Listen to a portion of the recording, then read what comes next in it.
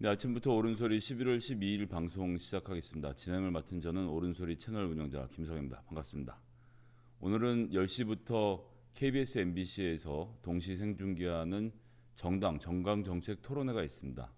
검찰 개혁편과 대미 왜곡편인데 제가 열린민주당의 주자로 나가서 토론에 참여하게 됐습니다.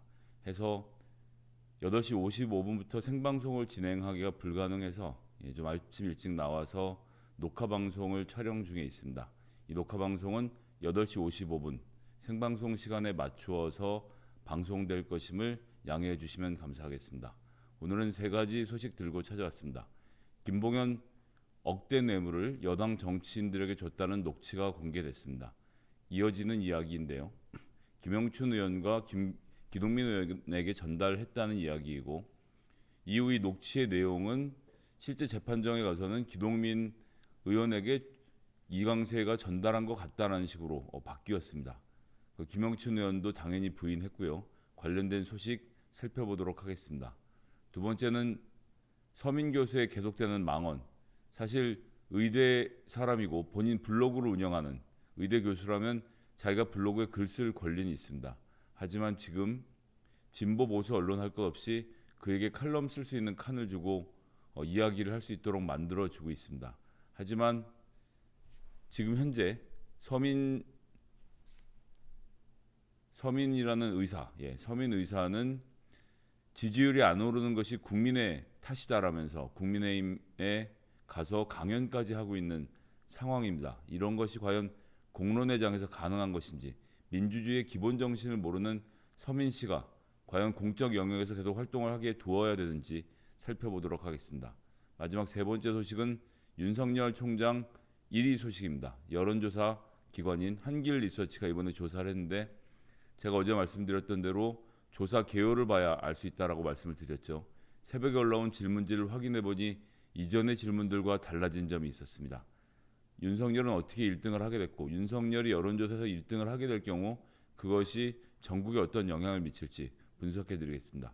이상 세 가지 소식 들고 아침부터 옳은소리 시작하겠습니다. 첫 번째 뉴스입니다. 라임의 김봉현이 여당 정치인에게 억대 로비를 줬다라는 체포 전에 이루어졌던 녹취록이 입수되어 시사저널에서 단독 보도했습니다.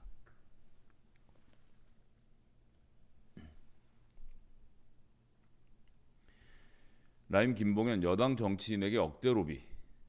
거론된 사람은 김영춘 사무총장, 기동민 의원, 이수진 더불어민주당 의원이고요. 금품을 전달한 것으로 이야기됐던 김영춘, 기동민 의원은 당연히 전면 부인했습니다. 그리고 김봉현 측은 진술 외에는 아무것도 가진 것이 없는 상태이고요.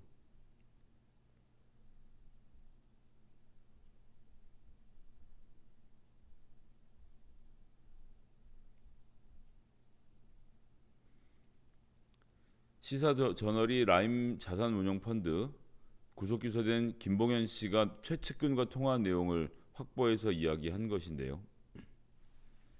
체포 전에 여당 정치인에 대해 선택적으로 폭로하겠다. 여당 정치인에도 어떤 로비를 했는지, 도주 중에 검찰 측으로부터 도움을 받은 정황, 이런 것들을 하는데 연속 보도 중입니다. 오늘은 여당 정치인에 대한 로비 편이죠. 보면 어제도 말씀드렸듯이 광주 MBC 사장 출신인 이강세 전 스타모빌리티 대표를 통해서 김영춘, 기동민, 이수진 의원, 김갑수 전 열린우리당 부대변인 등에게 로비를 했다라고 주장을 하고 있는 것입니다. 김봉현 씨가 이렇게 얘기합니다. 2016년도 선거 때도 민주당 김모 의원, 장관 인사, 부산의 모 유력 의원 어떤 식당에 갔었고 돈질 것들이 있다고 얘기를 해. 알겠습니다. 실제로 형이 돈을 줬다고. 그때 그거 형은 2억 5천만 원 줬으니까 뭔 말인지 알았냐? 네. 누구냐면 부산의 그 해수부 장관 김영춘이야. 그 당시에는 완전히 XX였거든. 선거 동원돼서 돼버렸잖아. 그때 울산에서 김영춘한테 직접 형이 가서 돈을 주고 왔단 말이야. 김영춘 사무총장 2016년에 부산 진구 갑에 출마해서 당선이 됐는데요.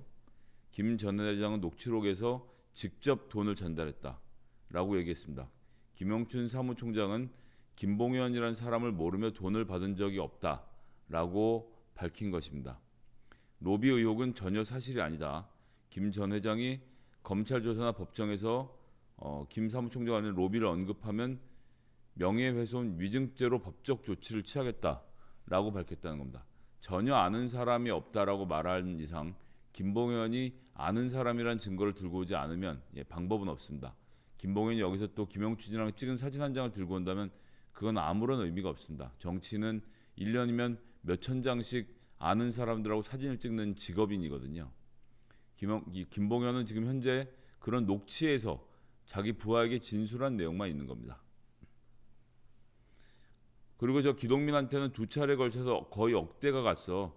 한 3차례 갔겠구나. 그 선거할 때라고 하면서 이야기를 했는데 이강세 전 대표가 검찰조에서 김봉현이 기동민에게 수천만 원 건네는 것을 봤다는 언론 보도가 나왔지만 김 전 회장은 입장문을 내서 기동민 의원에게 돈 준 사실이 없으며 그 증거 또한 없다라고 주장을 했다는 겁니다.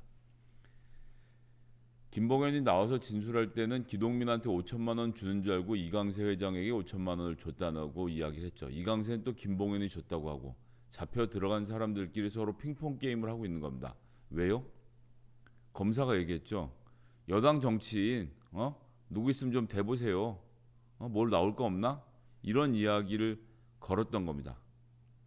그 다음에 필리핀에 갔던 인사들 김갑수, 기동민, 이수진 이런 분들 필리핀 모임에 갔다는 이야기를 하면서 같이 연결이 되어 있다라고 지금 주장을 하는 것이죠. 이것은 굉장히 옛날 이야기이고요. 2016년, 15년 이 무렵에 간 것으로 보이는데 라임 사태와는 아무런 상관이 없는 그런 문제라고 보면 됩니다. 그리고 당시에 관련자들 진술하기에는 비행기표도 별도로 다 구매해서 갔고 비용을 분담한 것으로 나왔기 때문에 아는 사람들끼리 함께 여행을 갔던 것 이상도 이하도 아닌 상태인 겁니다. 김봉현은 또 이강세가 강기정 당시 청와대 정무수석이었죠. 만나러 직접 청와대까지 들어갔다 왔고 청와대 출입 기록을 보면 알겠지? 네 라고 말을 해서 조금 전에 말씀드린 대로 강기정 청와대 정무수석이 전달하기 또 5천만 원 쇼핑백에 넣어줬고 청와대로 들어간다고 해서 돈이 전달된다라고 증언했다는 겁니다. 강기정 수석은 만난 것은 사실이면서 5천만 원 수수는 새빨간 거짓말이라고 부인했죠. 진술이 일관되게 나오는 것은 청와대에서 만났다는 것입니다. 제가 청와대에 들어가 봐서 아는데요. 청와대에는 민간인이 5천만 원이란 현금을 들고 들어갈 수가 없는 구조입니다. 하다못해 핸드폰 하나도 밖에 있는 사물함에 맡겨놓고 들어가야지 안에 들고 들어갈 수 없는 보안이 아주 철저한 곳입니다. 몸수색은 기본이고요. 들고 있는 짐에 대한 엑스레이 검사도 하는 곳인데 쇼핑백에 5천만 원을 넣어서 들고 갔다고요? 담치기라도 했다는 말입니까? 전혀 앞뒤가 맞지 않는 진술이죠. 오히려 김봉현 씨와 이강세 씨는 정말로 그런 돈을 서로 주고받았다면 그 돈이 누구 주머니로 들어갔는지 그걸 지금 살펴볼 때가 아닌가 그렇게 생각을 합니다.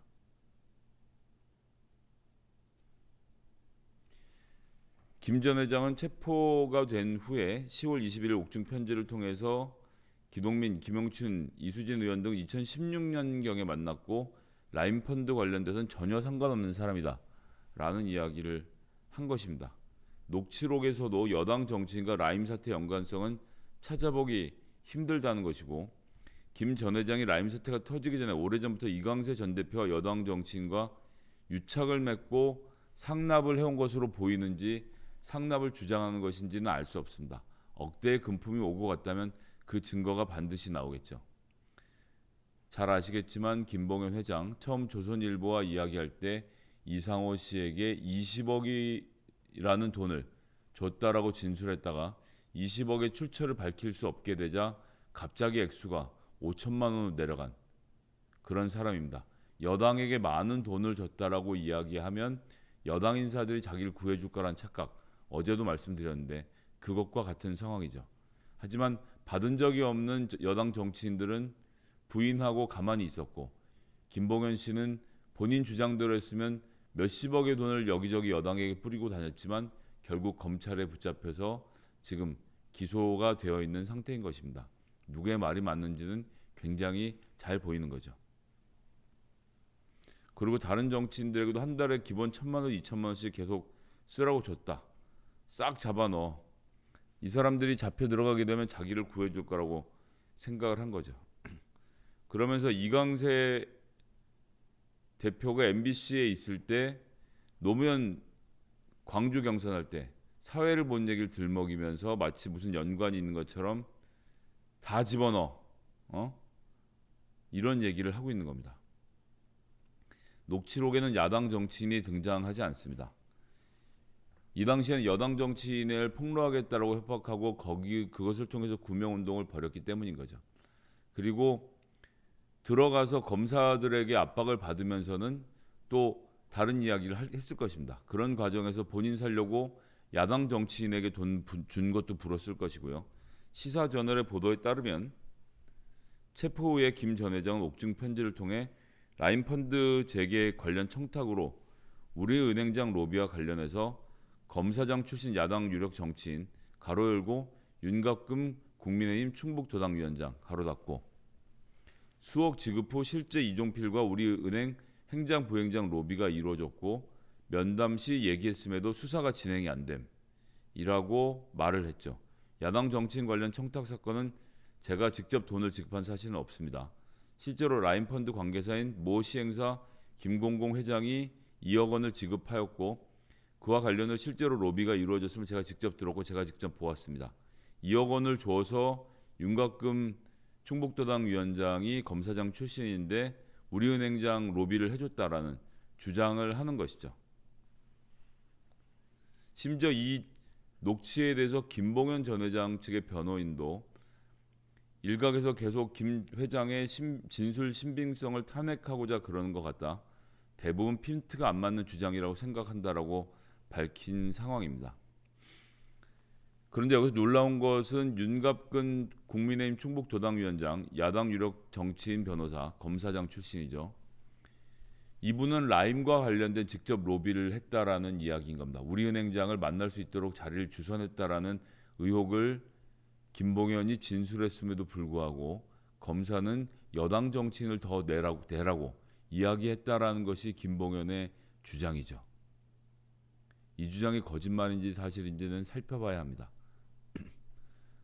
일단은 감찰을 통해서 사실관계를 확인해 봐야겠죠. 그리고 공수처가 만들어지면 공수처 수사를 통해서 이 문제를 더 들여다봐야 한다고 그렇게 생각합니다. 앞으로 어떻게 일이 진행될지 계속 살펴봐야 합니다. 지금 이 문제는 간단하게 넘어갈 수 있는 문제가 아닙니다. 김봉현 씨는 지금 사기 혐의로 피의자 신세입니다.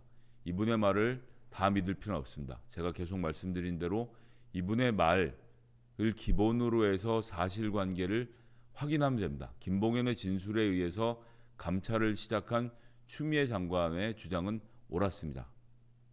감찰 결과 무혐의로 드러나면 무죄로 검사의 혐의를 씻어준다는 좋은 의미도 있는 것이고요.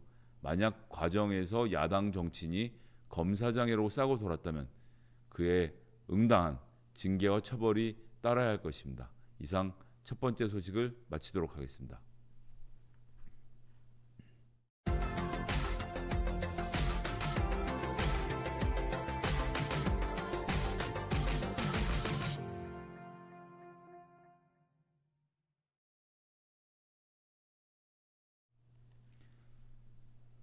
옳은소리하는 김성애입니다. 두 번째 소식입니다. 서민 교수가 국민의힘의 강연장에 가서 입에 담기 어려운 막말들을 쏟아냈습니다. 저는 이런 사람이 공론의 장에 있는 것이 굉장히 불편합니다. 본인 페이스북에 글을 쓰고 블로그에 주장하는 것은 제가 알 바 아닙니다. 그건 본인이 알아서 할 일이죠. 하지만 많은 신문들이 칼럼을 내주고 있고 공당이 스피커로 불러다 강연을 듣고 있습니다. 정말 강연 내용 보면 땅을 칠 노릇인데요. 한번 살펴보겠습니다.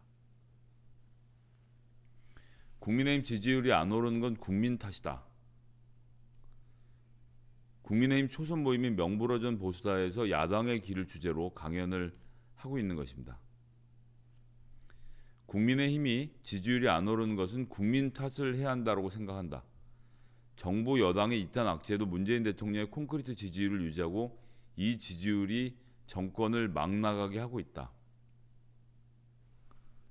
즉 이야기는 뭐냐면 국민들이 자기를 공격하는 문바이고 대부분의 국민들이 문바이고 이 사람들이 맹목적으로 문재인 정권의 지지율을 지켜주고 있기 때문에 문재인 정권이 막 나가는 것이고 그래서 국민의힘이 지지율이 안 나온다. 그러니까 너희들이 국민의 탓을 하는 게 맞다라는 이야기를 하는 겁니다. 서울대 의대를 나와서 편안하게 단국대에서 교수 생활을 하는 서민 씨의 입장에서는 자기보다 학벌이 낮은 사람들은 전부 다 본인과 똑같은 수준에서 생각할 수 있는 인간이 아니라고 생각하는 것 아니겠습니까? 나 같은 엘리트들이 지시하고 따르는 대로 너희들이 따라와야지. 무슨 생각을 하느냐. 너희들은 아무 생각 없이 문재인을 지지하니까 문바인 거고 그러니까 틀린 거고 그러니까 국민이 잘못됐다라는 이야기를 하고 있는 것 아니겠습니까? 그래서 이제 이런 것에 대해서도 국민의 탓을 해야 된다. 정권 교체 희망이 전혀 보이지 않고 국민의힘 대선 후보가 사실상 없어서 윤석열 검찰총장이 4위라고 안철수 국민의당 대표가 4위를 하는 상황이라는 거죠.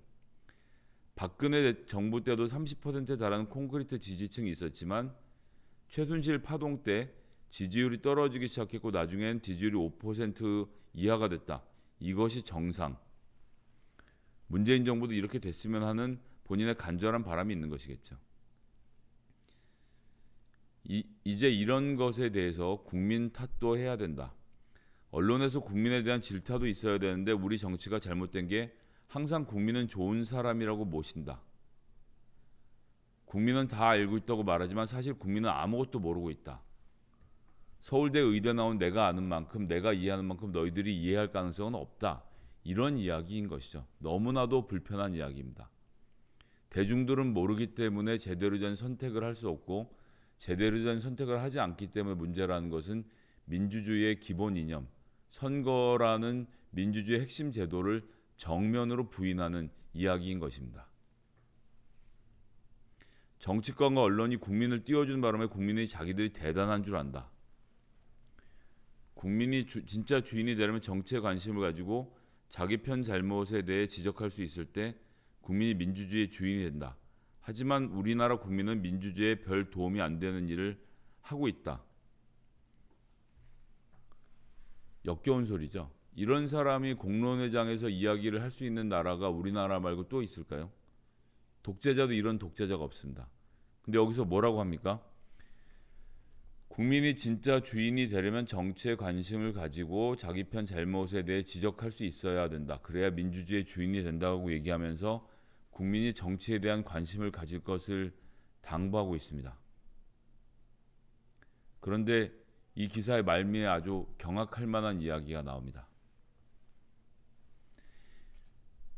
5개월 넘어선 국민의힘 비상대책위원회 체제에 대해서 비대위가 있는 것을 사람들이 잘 모를 정도로 활동이 두드러지지 않는다. 전 오늘 비대위가 있는지도 처음 알았다. 옳은 소리 보시는 분들 중에서 혹시 주변에 국민의힘이 김종인 비대위원장으로 돌아간다는 걸 모르는 사람이 있었을까요? 뭐라 그랬습니까? 정치에 관심을 가지고 자기 편의 잘못에 대해서 지적할 수 있을 때 국민이 민주주의의 주인이 된다라고 했는데 국민의힘에 강연을 가는 자가 그 당에 비대위가 있는지 없는지도 모른 채 강연장에 갔다는 사실을 태연하게 이야기하는 정치에 얼마나 무관심한지 자기가 민주주의의 주인이 될 자격이 없다는 것을 알아서 그런 이야기를 한 것이라고밖에 볼 수 없는 것 아니겠습니까? 그는 또 페미니스트와 싸울 수 있어야 지지율이 상승할 것이라면서 국민과 싸우고 페미니스트와 싸우라는 이야기를 계속 강연에서 하는 것입니다. 뭐 다른 이야기들은 대동소이한 쇼고요. 이런 이야기라는 서민, 제가 그런데 이미 예전에 경고 드린 바가 있습니다. 기억나시는 분들도 계실 텐데요. 손혜원 의원 관련돼서 썼던 칼럼입니다. 저는 이런 자에게 칼럼을 내주고 기사가 나갔다는 자체가 정말 놀랍습니다. 경향신문 오피니언에 난 서민의 어쩌면 손혜원 의원이 한국당 소속이었다면이라는 기사입니다. 젊은 층의 정치 무관심이 문제가 된 적이 있었는데 대통령 선거에서 20대 투표율이 가장 낮았다. 그런데 청년이 문제가 없다. 청년이 지금 관심을 안 가지고 있다는 겁니다. 근데 이제 와서 커뮤니티 등에서 정치에 관심을 가지는데 드러내는 방식이 잘못됐다. 선거 때마다 후보자의 됨됨이를 꼼꼼히 따져보고 당선된 이가 역할을 제대로 하는지 감시한 게 제대로 된 관심이지만 당파성 편가르게 매몰되어 버렸다. 또 국민 탓을 하는 겁니다. 이게 먼저 한 거죠. 국민들이 이런 것들 이해하기 어렵고 당파성에 매몰되어 있다. 즉 국민을 문바로 등치시켜 놓고 모든 국민이 문바이고 나를 욕하면 문바이고 정치를 잘 모르는 문바이고 문재인 대통령을 감싸돌면 문바이고 이런 사람들이 청년이고 정치를 망치고 있다라는 말 같지도 않은 궤변을 늘어놓고 있는 겁니다. 근데 이 글의 말미에 정말 경악할 만한 놀라운 이야기가 나옵니다. 모든 게 진영 싸움으로 귀결되는 게 해로운 이유는 이런 상황에서 제대로 잘잘못을 가리기 힘들어지기 때문이다. 당사자의 잘못은 오간데 없어진다. 자, 이 대목부터가 저는 놀랍습니다. 어떻게 신문에서 이게 모니터링 안 됐을까요? 정치에 대한 이런 식의 관심은 오히려 민주주의를 후퇴시키며 나라를 잘못된 방향으로 이끈다. 이럴 거면 차라리 젊은 층이 정치에 무관심했던 때가 더 나은 것 아닌가 싶기도 하다. 이성보다 당파성에 매몰된 관심이라면 없는 게 나으니까. 젊은 층은 투표하면 안 된다는 이야기를 하는 겁니다. 당파성을 가진 사람은 투표하지 마라. 민주당의 권리당원이 70만 명이고 열린민주당에도 10,000명이 넘는 권리당원들이 있습니다. 그런데 이 당원들, 당파성을 가진 사람들은 투표를 하지 말라는 이야기이고 문재인 정부를 지지하는 이야기를 하는 사람들은 투표를 하지 말라는 이야기입니다. 청년층은 차라리 정치에 무관심해라. 투표를 하지 말라는 이야기를 태연하게 하고 있습니다. 민주주의에 대한 교육을 전혀 받지 못한 자입니다. 그저 공부를 잘해서 서울대 의대를 나오고 그때 서울대 의대가 서울대에서 가장 높은 과도 아니었습니다. 물리학과, 컴퓨터공학과 그 밑에 서울대 의대가 있었습니다. 거기를 나와서 군의관 생활을 하고 그 다음에 편하게 대학 교수로 있었던 과정 외에는 상명하복의 문화에서 시키는 대로 하고 승진하는 것 외에는 이자가 민주주의에 대해서 공부해보거나 무엇을 해볼 여력은 전 없었다고 생각합니다. 자기와 생각이 다르면 투표하지 말라니요. 이게 무슨 말입니까? 그 주장이 어제 국민의힘 강연으로 그대로 이어져서 국민힘에게 국민을 탓해라. 국민들이 모르는 탓이고 국민이 정치에 무관심하니까 민주주의가 제대로 안 된다라는 이런 말 같지도 않은 말을 짓거리게 두고 있는 것입니다. 공당에서 초청해서는 안 되는 사람이고요. 중앙일간지에 칼럼을 주어서는 안 되는 사람입니다. 민주주의에 해로운 사람, 서민 씨의 퇴출을 요구합니다.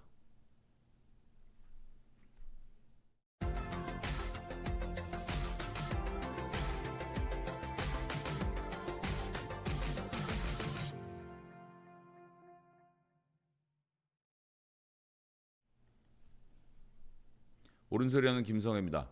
윤석열 검찰총장이 어제 한 여론조사 결과에서 당당하게 1위를 차지했습니다. 그 결과를 한번 보시겠습니다. 윤석열 1위가 됐을까? 쿠키뉴스입니다. 비정치인 윤석열이 대선 판도를 흔들었다. 쿠키뉴스의 의뢰로 여론조사 기관 한길리서치가 지난 7일부터 9일 전국 만 18세 이상 유권자 1,022명을 대상으로 여야 차기 대선 후보자 지지도 조사를 한 결과 윤 총장은 24.7%로 1위, 이낙연 대표와 경기도지사가 22.2, 18.4%로 2, 3위로 내려왔다. 윤 총장은 보수정당으로부터 압도적인 지지를 받고 있었고 60%, 국민의당 31.9%, 중도에서도 높은 지지율을 표시했고 비정치인이자 현직 검찰총장이 유력 대선 주자로 떠오른 것은 매우 이례적이라고 합니다. 이 본인들 주장이죠. 적폐청산에 대한 열망이 반영됐다는 등 여러 가지 분석이 이어졌습니다.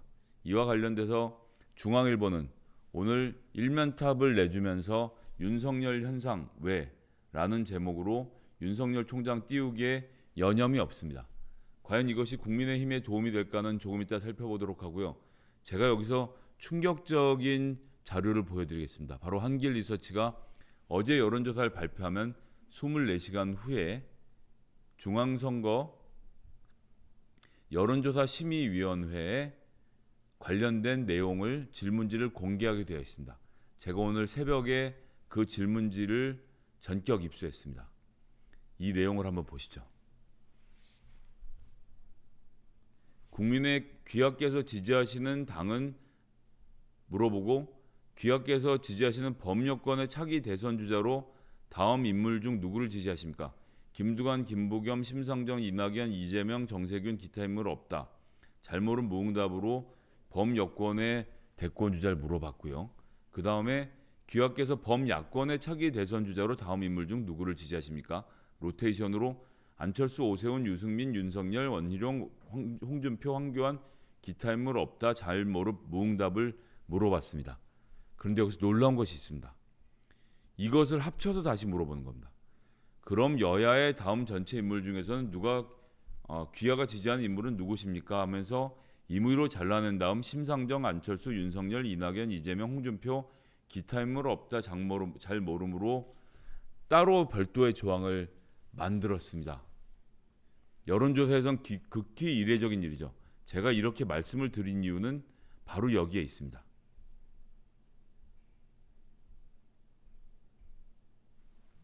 2010년 10월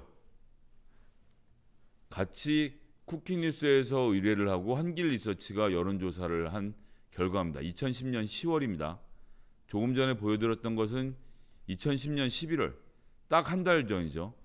인천 언론 쿠키뉴스 한길 리서치 똑같지 않습니까? 똑같은 회사에서 한 달 전에 여론조사할 때는 질문지를 보면 귀하께서 범여권 중 누구, 범야권 중 누구를 물어보고 같이 물어보는 조항이 없습니다. 같은 여론조사를 2020년 7월에도 쿠키뉴스 한길 리서치가 한 적이 있습니다. 2020년 7월에 했을 때는 마찬가지로 범야권, 범여권은 물어보는데 범야권, 범여권은 물어보는데 같이 물어보는 것은 없습니다. 심지어 여기 범야권에는 윤석열이 들어있지도 않습니다. 여론조사를 하면서 범야권은 누구라고 특정을 지어서 윤석열은 범야권 주자입니다라고 가르쳐주고 다시 그것을 다 묶은 다음에 임의대로 사람들을 골라서 그럼 이 중에서 누가 대선 주자냐고 물어봐서 그 결과를 발표한 겁니다. 그 전까지는 범야권과 범여권을 따로 물어본 것에서 그친 상태로 결과를 물어봤던 것에 비하면 완전히 내용이 달라진 것이죠. 의도를 갖고 있는 것입니다. 정상적인 여론조사가 아니었습니다. 여론조사라는 것은 같은 문항으로 같은 질문 방식으로 여러 차례 물으면서 추이를 지켜보는 것이 중요한데 한길 리서치는 지금까지 한 번도 쓰지 않았던 기법을 동원한 것입니다. 같은 종류의 여론조사를 리얼미터나 다른 곳이 할 때는 대권 주자군으로 거론되는 15명 정도를 불러주면서 그 사람 중에서 한 사람을 고르게 하거나 아니면 갤럽 같은 경우에는 직접 전화 면접을 통해서 전화기를 듣는 사람이 직접 그 이름을 이야기하게 합니다. 본인이 원하는 사람을 말할 수 있도록 해주는 것이죠. 하지만 야권 따로 물어보고 여권 따로 물어보는 경우는 있어도 그렇게 물어본 다음에 여야를 합쳐서 누군지를 따지는 것은 저는 처음 보는 일입니다. 윤석열 총장을 1위로 끌어올리기 위한 여론조사 설계였다라고 제가 말하면 지나친 이야기가 될까요? 전 너무나도 이상한 여론조사 결과였다고 생각합니다. 사실 지금 몇 차례 말씀드렸지만 윤석열 본인에겐 유리할 게 하나도 없습니다. 윤석열 본인에게도 그렇고 국민의힘에게도 그렇습니다.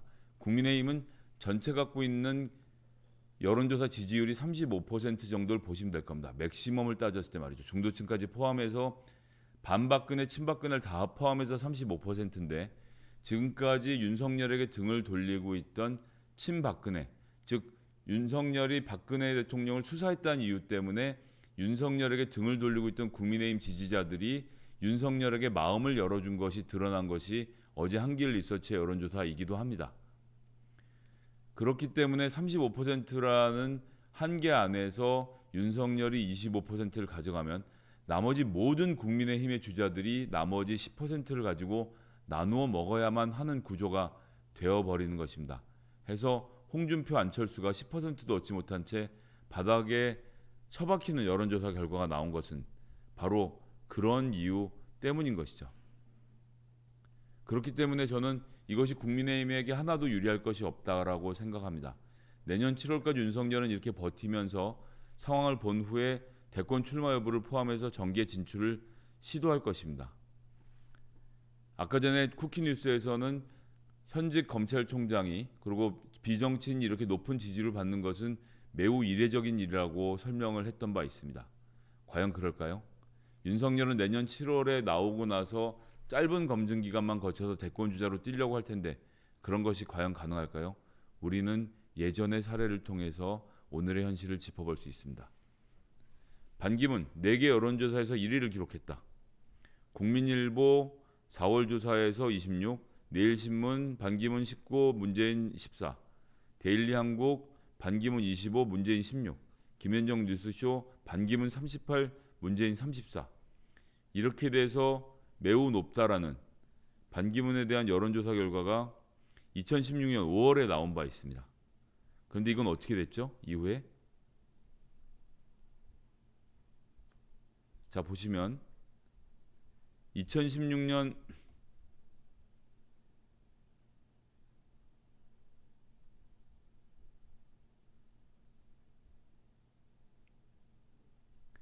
2016년 제가 자료가 잠깐 넘어갔는데 확인을 다시 해드리겠습니다. 2016년 6월 2016년 6월에 한 여론조사 결과를 보면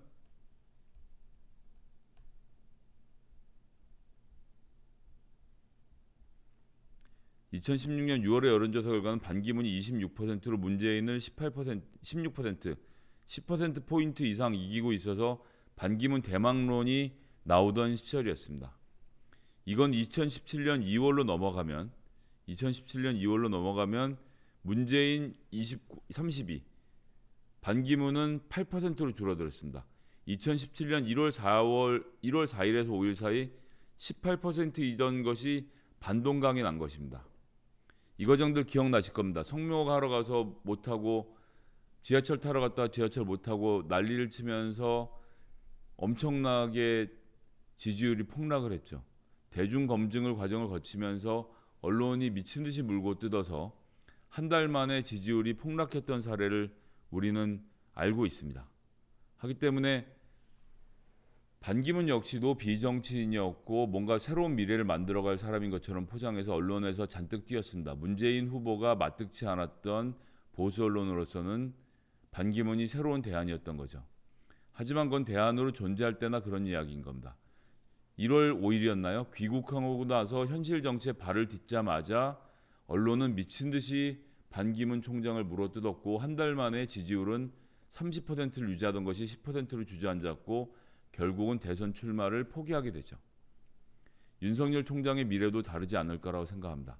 내년 7월에 만약 그때 물러나게 된다면 그때부터 검증 과정을 거치면서 언론은 미친 듯이 윤석열 총장을 물어뜯을 것입니다. 지금은 검찰총장이기 때문에 사이가 좋은 것이지 윤석열이라는 인간에게 매력을 느껴서 언론들이 봐주고 있는 것은 아니거든요. 그럼 그렇게 되면 나머지 국민의힘의 다른 주자들은 내년 7월까지 10%도 지지율을 얻지 못한 채 언론의 외면을 받다가 그때 가서부터 불이 나게 지지율을 올려야 되는 엄청난 난관에 봉착을 하게 되는 것이죠. 그래서 국민의힘에게 있어서 윤석열은 매우 좋지 않은 신호입니다. 26%가 나왔던 이 여론조사 결과 지금 질문지를 보여드린 대로 그닥 설문조사 내용도 공정하지 않았지만 어쨌든 국민의힘의 입장에서는 윤석열이 1등하는 것은 국민의힘의 후보로 윤석열이 될 수 없는 이상에는 아무런 소용이 없는 이야기가 되고 반기문의 경우처럼 신기루처럼 사라지게 될 윤석열의 지지율이라는 것 2,000명이라는 폐쇄적 집단 안에서 백두산 호랑이 윤석열 총장께서 대통령 한번 하셔야죠 라고 이야기하는 것과 현실 정치에서 여의도 바닥에 나와서 윤석열에 대한 평가는 완전히 다르게 될 것입니다. 이제 지켜보시면 누구의 이야기가 맞는지 금방 아실 수 있게 될 것입니다. 이상 마지막 뉴스를 마치도록 하겠습니다. 2020년 11월 12일 아침부터 옳은 소리는 여기서 마치도록 하겠습니다. 녹화 방송으로 진행한 점 양해 부탁드리고요. 내일 아침 9시 반 뉴스공장을 마치고 저는 다시 찾아뵙겠습니다. 오늘은 아침 10시부터 12시까지 KBS, MBC 공동으로 주최하는 정당 토론회에 열린민주당 대표로 제가 출전해서 검찰개혁과 미 대선 이후 한반도와 외교 문제에 대해서 토론을 진행할 것이고요. 12시 반부터는 성수TV 나가서 또 1시간 동안 한 주간 있었던 정치 소식 들려드릴 것입니다. 그리고 내일 아침 8시 10분 뉴스공장 해뜰날 클럽에서 또 제 발언 분량을 확보하기 위해서 노력할 것이고요.